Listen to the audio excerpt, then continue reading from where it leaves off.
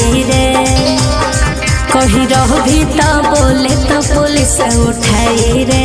बुझली बोल हमरा लागल है कमान गोली जान से, चलो हट न तो मार देबो टान से।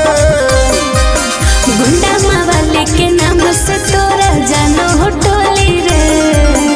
के करहु औकात जवन बोला तो बोली गे, मार देबो घेर के नालंदे में गोली गे। हमरा सामने छौरी जे कर दो बल जोरी गे, मार देबो घेर के पटने में गोली गे।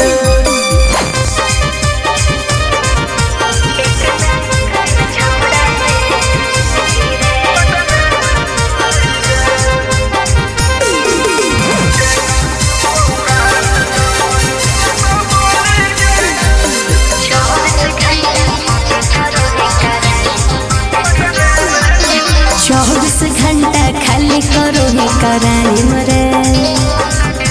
कहियो न देबो ही छौड़ा हमरा टाइम रे।